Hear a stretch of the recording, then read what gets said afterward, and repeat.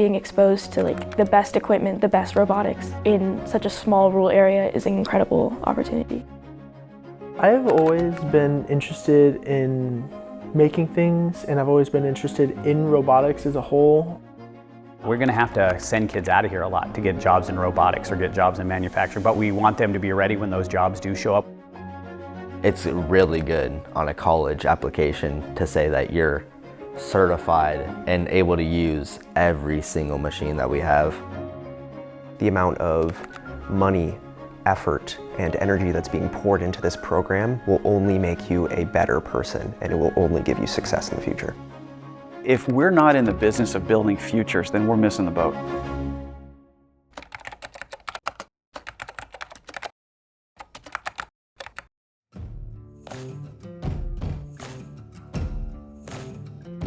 Growing up here, you don't think Reading's much because we're a small city. To have engineering and manufacturing program that's bigger than many, many colleges out there, it's really impressive because a lot of colleges don't have what we have. So Reading is located about 2.5 hours north of Sacramento, about another 2.5 hours or 2 hours south of the Oregon border. So it's kind of smack dab in the middle of some of the most beautiful rural country that we could think of.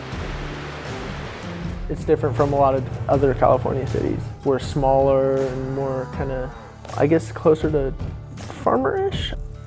If you love adventuring and hiking, this is the perfect place to be. But as far as opportunity, it's kind of lacking, and that's what we're trying to do with this program is, get kids prepared for whichever direction they want to go when they leave high school, whether it's going to be going straight into industry or straight into college.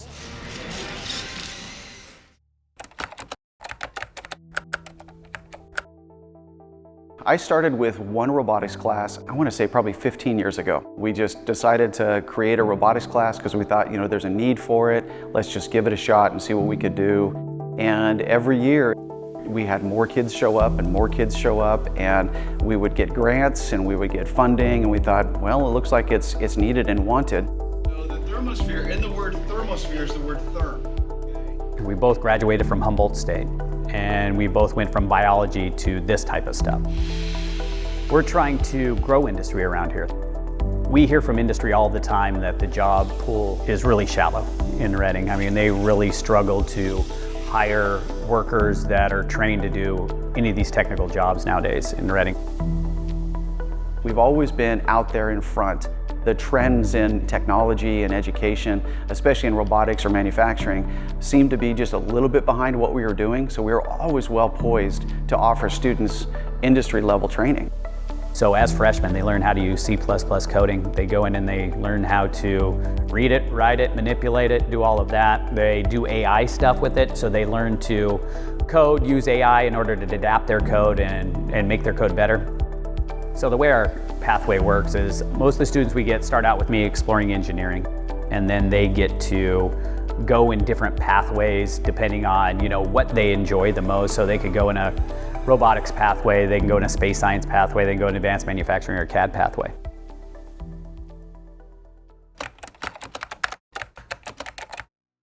Originally, I wanted to make video games, so I thought that taking CAD 1 would be a sort of beginning to that, because I thought that's kind of what it'd be, but it surprised me, and it was completely different from what I thought. It was my introduction pretty much to the other side of engineering that I'd never really seen. I'm a nerd. Like, I love building stuff with my hands, like having something to do, and like the math part of like understanding it. It's funny because I've always been like a math kid, like growing up, and so that's like something that people say is like, oh, well, you should be an engineer, like you're good at math, this is the next step. I think it's a really unique opportunity.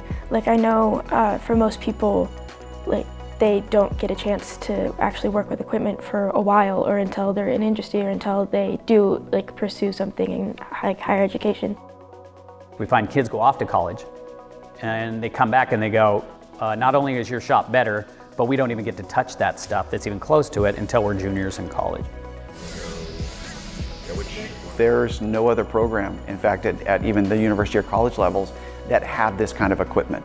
In building this program, we wanted to make sure that the technology and the equipment that they used was industry level. We prepare these kids for an industry level job. We have equipment that's, everywhere from cheap to hundreds and hundreds of thousands of dollars to $1 million equipment. We have robotic arms, robotic dogs, laser cutters, we have nail guns, plasma cutters, CNC machines, a lot of 3D printers, an incredible amount of computers to work with CAD software to build up 3D components. There's just so much general use and knowledge that's being shared in that area. They want to stop, drive it around and pull it off. That all being bundled up into this package of a high school is truly special. We just have to trust the kids. We have to train them, and we have to trust them with what we trained them, and they're gonna make mistakes and things are gonna break. At the beginning of this year, I was gonna try dropping the program because I thought it was all the equipment was too expensive. And Mr. Grigsby, I went in there and I talked to him. I was like, hey, I'm kind of worried about breaking stuff. I'm pretty clumsy when it comes to things, and I don't want to break anything and have to owe the school a lot of money. And he told me that if anything breaks, it's covered, and that he just wants us to learn how to use everything. What we've seen over the course of time is kids be truly successful, and a lot of that is based on the fact that this program allows us to instill in them the drive to continue to better themselves. I'm certified in a few different programs. I have a professional certification in SolidWorks for mechanical engineering. I received a certification in Revit, which is for architecture. I have received a certification in AutoCAD, and I've also received a certification in Fusion, which is a more simple CAD program, but it's still a good baseline that many people use. So I took CAD my sophomore year of Shasta High, and I got to get my inventor certification, which is kind of a base level, more car-focused CAD, it's mostly used for designing engine parts. After that, I kind of springboarded from inventor to SolidWorks, probably one of the biggest CAD softwares out there. It's used by pretty much everyone. And I got my base certification, my CSWA, followed up by my professional certification, my CSWP, all in about a semester and a half. My system overheated. Yeah. A lot of these kids today are so technologically savvy. They're so good at what they do. It doesn't take them much to really pick up some new concepts or new topics. So it's really, really cool being on the forefront, especially training kids in things like robotics and space science and manufacturing, and being part of NASA is super cool. Congratulations, Ty. Really innovative mission, and we appreciate your. My most exciting project is probably NASA Tech Rise. It's going to connect to the balloon. And so we were one of 60 teams out of 700 that had submitted an application. So with Tech Rise, they are working directly with mentors. They are working with an opportunity to be able to send something to high altitudes, to the edge of space, basically. The NASA Tech Rise Challenge, we were tasked with creating a payload that's going to go on a high altitude balloon into the stratosphere.